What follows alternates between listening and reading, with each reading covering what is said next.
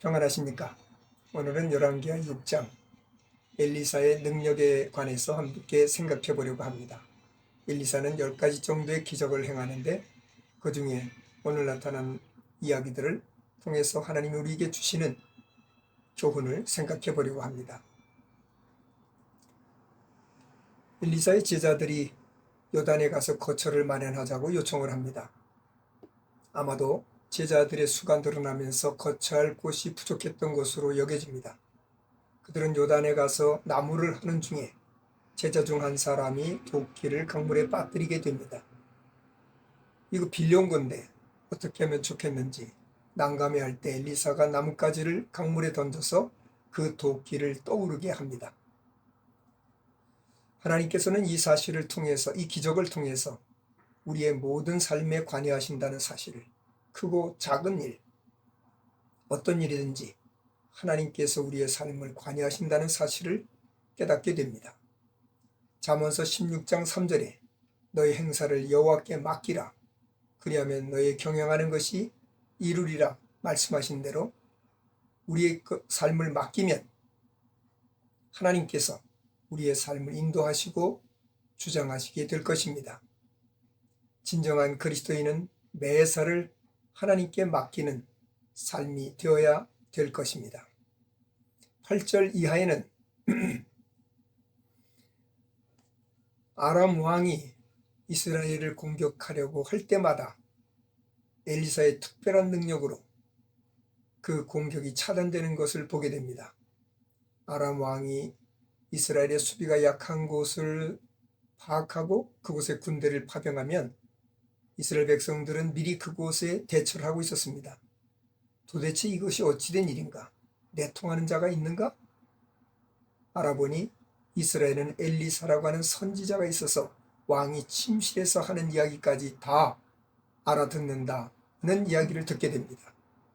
그래서 아람 왕은 엘리사를 체포하기 위해서 엘리사가 머무는 도단성에 군대를 파병합니다. 그리고 밤새 그 성을 포위하게 되고 쥐새끼 한 마리 빠져나갈 틈이 없이 완전 포위합니다. 아침에 일찍 엘리사의 사환이 나와서 보니까 도단성을 에워싸고 있는 아람 군대를 보고 깜짝 놀랍니다. 큰일 났다. 도대체 이거 어떻게 하면 좋겠느냐. 주님, 주여, 주인님, 큰일 났습니다. 지금 도단성이 완전히 포위되어 버렸습니다. 우리 꼼짝없이 죽게 생겼습니다.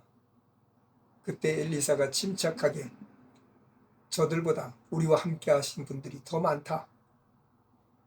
그러면 저를 위해서 기도하고 그 눈을 열어보니 하늘의 불말과 불병거, 수많은 불말과 불병거가 진을 치고 있는 모습을 보게 됩니다.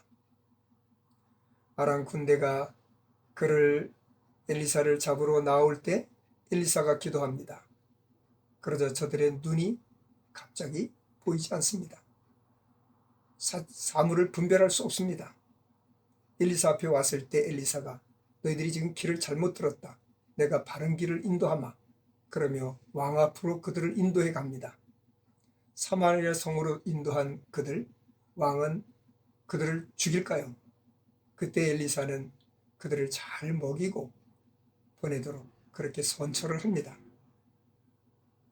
이로 말미암아서 그들은 당분간 다시는 이스라엘을 공격하지 않았다고 합니다. 엘리사처럼 특별한 능력을 통해서 하나님이 역사하시기도 하지만 하나님께서는 우리의 평상적 삶 속에서, 평범한 삶 속에서 우리가 알게 모르게 하나님이 기적적인 방법으로 우리를 돕고 계신다는 사실을 잊지 말아야 할 것입니다. 하나님은 여전히 우리를 도우십니다.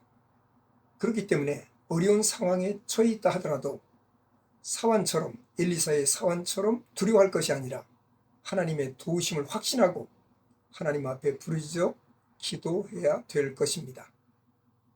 혹 우리를 대적하는 자가 있다 할지라도 엘리사처럼 그들을 선대했던 것처럼 원수를 사랑하라 하신 대로 로마서 12장 20절에 내 원수가 줄이거든 먹이고 목마르거든 마시우게 하라는 말씀대로 원수를 선대하는, 나를 박해하는 사람을 위하여 기도하고 그들을 위하여 축복하는 자세로 살아가기를 바랍니다.